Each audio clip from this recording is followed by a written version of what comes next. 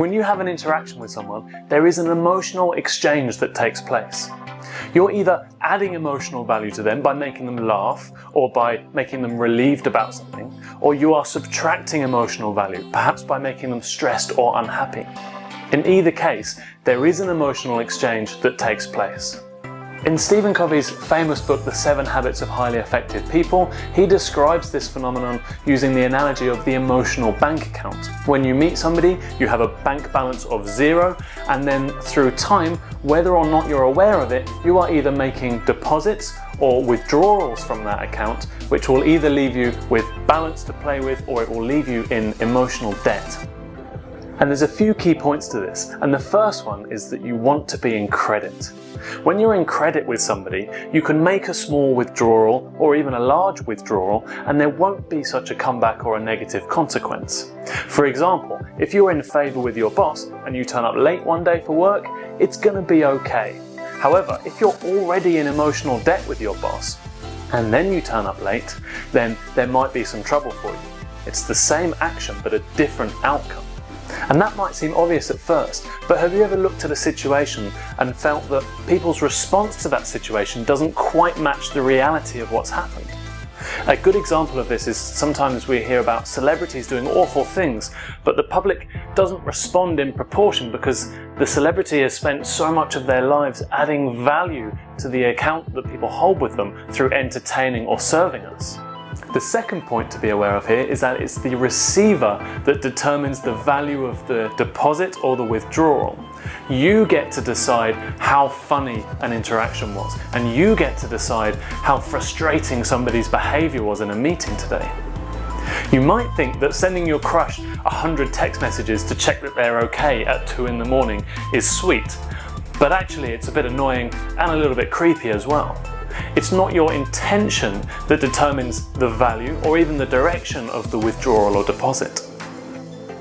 So remember, if there's someone that you're trying to build a relationship with and they're constantly making withdrawals from their emotional account with you, then maybe you can find a way to tell them that they're making that withdrawal, because perhaps they don't even realize that they're doing it.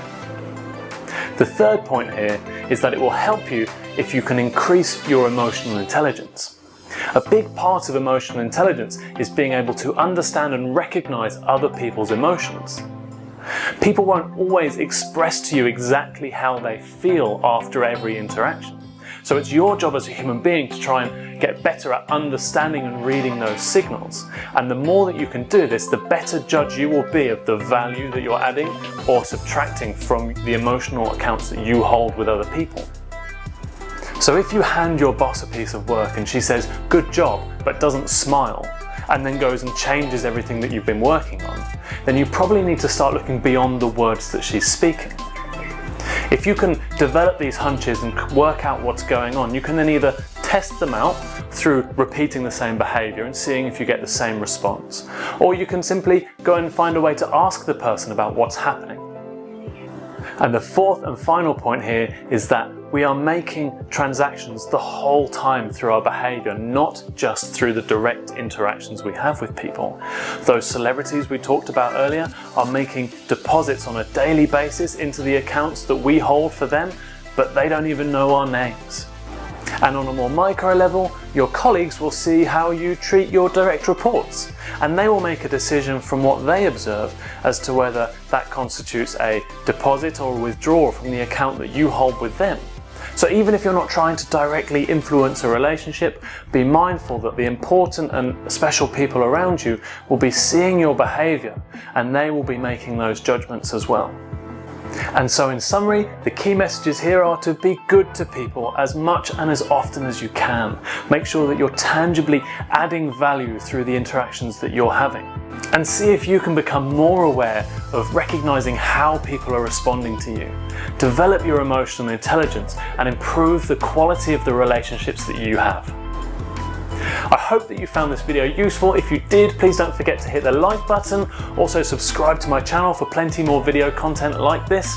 You can also follow me on Instagram @PathBoss. And that's all for today, so thank you so much, and I will see you again soon.